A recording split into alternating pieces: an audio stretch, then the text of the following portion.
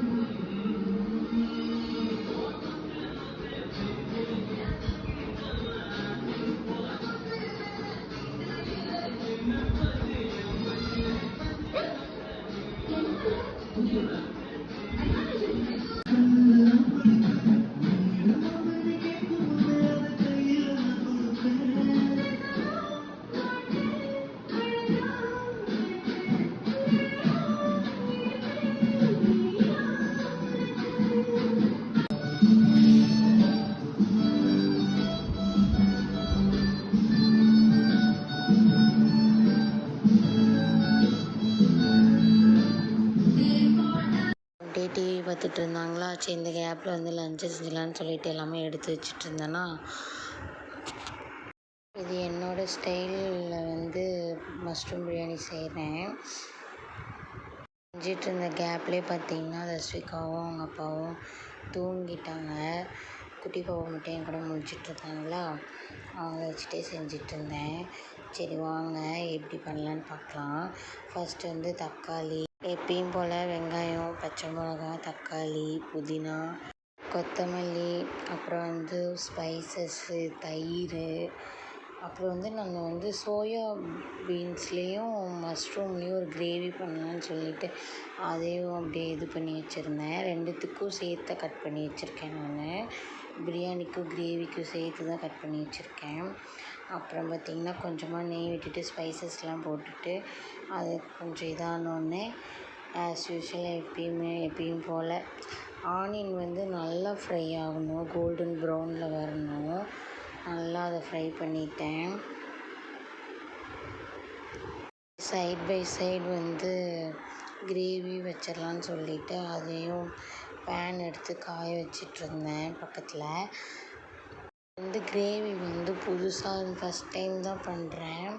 நான் chicken gravy பண்ணுவேன்னா அது மாதிரி தான் பண்ணலான்னு சொல்லிட்டு இது பண்ணேன்.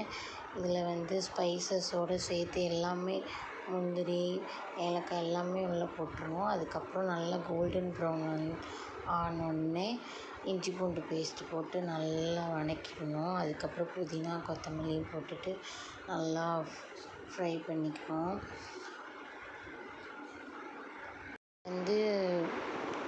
இப்படி தான் செய்வேன். இதுதான் எனக்கு ரொம்ப பிடிக்கும். பார்த்திங்கன்னா சைடில் எண்ணெய் ஊற்றி சோம்பு மட்டும் போட்டால் போதும். அது நல்லா பொரிஞ்சோடனே ஆனியன் கட் பண்ணி வச்சுருக்கிறத போட்டுட்டு நல்லா ஃப்ரை பண்ணிக்கணும். ஈஸியாக வேலை முடிஞ்சிடும்ல. 2 பக்கமும் வச்சிட்டோம்னா சீக்கிரம் பண்ணிடலாம். குட்டி பாப்பா முழிச்சிட்டு இருக்கனால. அதுக்கப்புறம் கிரேவிக்கு இஞ்சி பூண்டு பேஸ்ட்டும் போட்டுக்கிட்டேன்.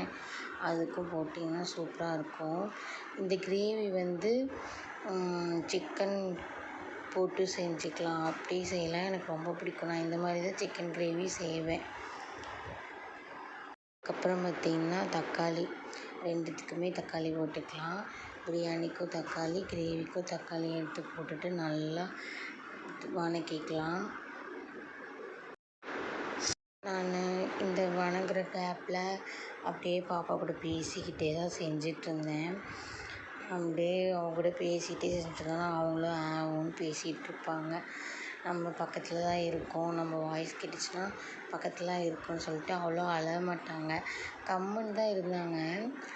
அப்புறம் பார்த்திங்கன்னா ரெண்டுத்துக்கும் சால்ட்டு போட்டுக்கலாம். சால்ட்டு போட்டு நல்லா ஃப்ரை பண்ணிவிட்டு அதுக்கப்புறம் பார்த்திங்கன்னா கிரேவிக்கு காளானையும் சோயா அதையும் போட்டுட்டு நல்லா அதுலேயே நல்லா இது பண்ணி விட்டுட்டோம்னா அந்த ஸ்மெல்லிங்லாம் உள்ளே இறங்கும். அதுலேயே நல்லா ஃப்ரை பண்ணிக்கணும். சிக்கனாக இருந்தாலும் இப்படியே இதுக்கு மேலே சிக்கன் போட்டிங்கன்னா இந்த ஸ்டேஜில் போட்டிங்கன்னா சிக்கனும் நல்லா வெந்து வரும். கிரேவியோட டேஸ்ட்டு ஒட்டி இருக்கும். ஒன்று கிரேவி தனியாக தெரிகிற மாதிரி இருக்கும், சிக்கன் தனியாக சாப்பிட்ற மாதிரி இருக்கும். இந்த மாதிரி ஸ்டேஜில் போட்டிங்கன்னா கிரேவியோடு அது சேர்ந்து சாப்பிடும்போது நல்லாயிருக்கும். அப்புறம் பார்த்திங்கன்னா பிரியாணிக்கு மஷ்ரூம் நான் பெருசாக தான் கட் பண்ணி போடுவேன். ஏன்னா குட்டி குட்டியாக போட்டோம்னா அவ்வளோ தெரியாது பிரியாணியில் இருக்கிறதே. தனியாக எடுத்து சாப்பிட்றதுக்கு ரொம்ப நல்லாயிருக்கும், அதனால் போட்டுட்டேன். மசாலாலாம் பார்த்திங்கன்னா பிரியாணி மசாலா ஆச்சி தான் நான் யூஸ் பண்ணுவேன், அது நல்லாயிருக்கும். எனக்கு அதுதான் நான் அப்போலேருந்து யூஸ் பண்ணிகிட்ருக்கேன். அப்புறம் ஆச்சி பிரியாணி மசாலா, அப்புறம் கொஞ்சம் கரம் மசாலா, அப்புறம் கொஞ்சம் சிக்கன் மசாலா, கொஞ்சம் மல்லித்தூள். காரம் எச்சா போனாலும் அது கம்மி பண்ணி விட்டுரும் மல்லித்தூள், அதனால் அது கொஞ்சம் போடுவேன். அவ்வளோதான். உங்களுக்கு வரமிளகாத்தூள் வேணுன்னா போட்டுக்கலாம். அப்புறம் கொஞ்சமாக கிரேவிக்கு தயிர் ஊற்றிக்கலாம். இன்னும் டேஸ்ட்டாக இருக்கும் தயிர் ஊற்றினோம்னா. அந்த சோயா பீன்ஸ் நம்ம ஊற வச்சுருந்தேன் கொஞ்சம் நேரம் தண்ணியில், அதனால் அதில் சால்ட்டு இதெல்லாம் உள்ளே இறங்கணும் அப்படின்னா அந்த மாதிரி ஸ்டேஜில் போட்டால் தான். இதுக்கும் அதே மாதிரி தான். இதுக்கும் நான் பிரியாணி மசாலா, சிக்கன் மசாலா, கரம் மசாலா, கறி மசாலா போட்டேன். இதுக்கு லாஸ்ட்டாக கறி மசாலா போட்டு கொஞ்சமாக மல்லித்தூள் போட்டு நல்லா பெரட்டி விட்டுக்கிட்டேன். இது கிரேவி மாதிரியும் நம்ம செஞ்சுக்கலாம் சப்பாத்திக்கு, நல்லாயிருக்கும். நான் தோசைக்கு ஒரு டைம் சாப்பிட்ருக்கேன். பிரியாணிக்கு தயிர் ஊற்றிக்கலாம். கலந்து விட்டுட்டு அதுக்கப்புறம் அது எண்ணெய் பிரிஞ்சு வரணும் இந்த கிரேவிலேருந்து, அது வரைக்கும் வெயிட் பண்ணிவிட்டு அதுக்கப்புறம் லெமன் பிழிஞ்சு விட்டுட்டு கொஞ்ச நேரம் நல்லா கிண்டி விட்டுக்கலாம்.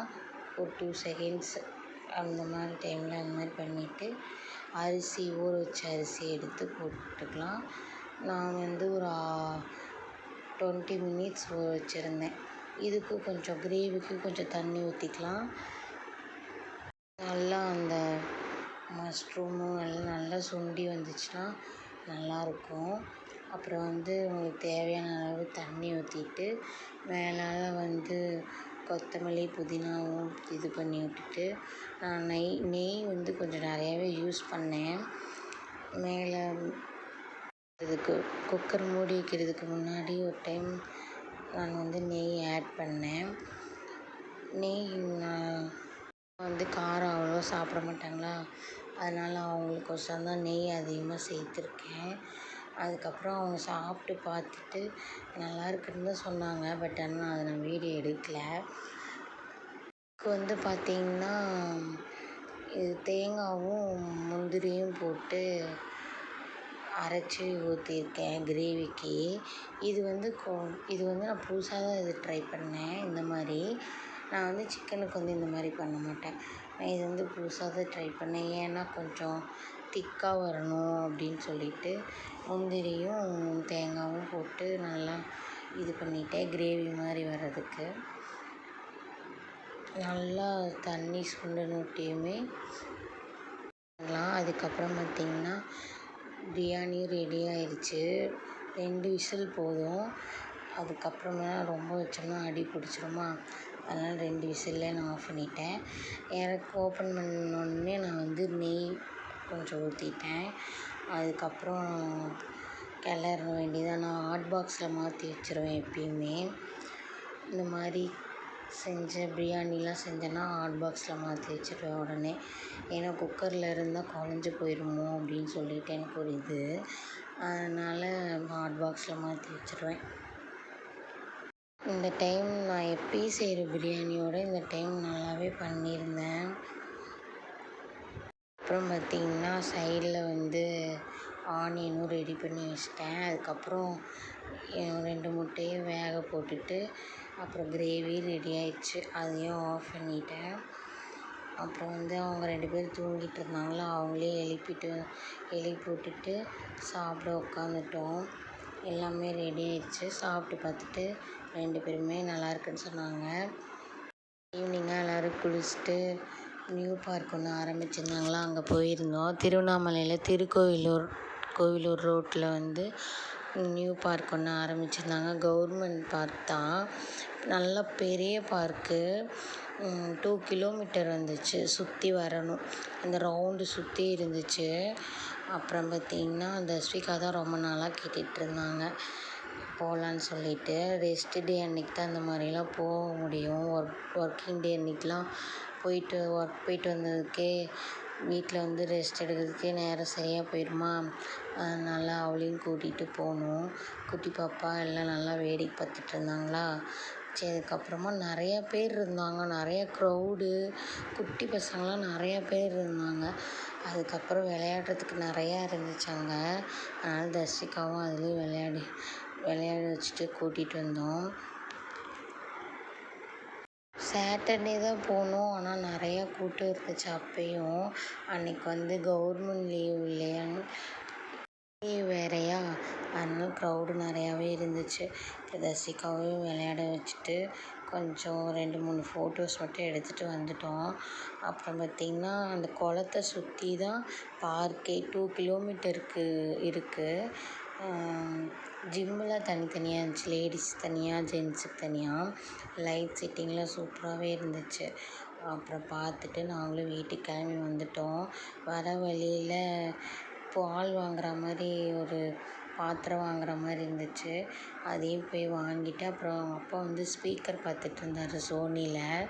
எவ்வளோ ரேட்டுன்னு விசாரிச்சுட்டு இருந்தாங்க. அப்புறம் வாஷிங் மிஷினும் ஒரு ஐடியா பார்க்கலான்னு சொல்லிட்டு போனோம்.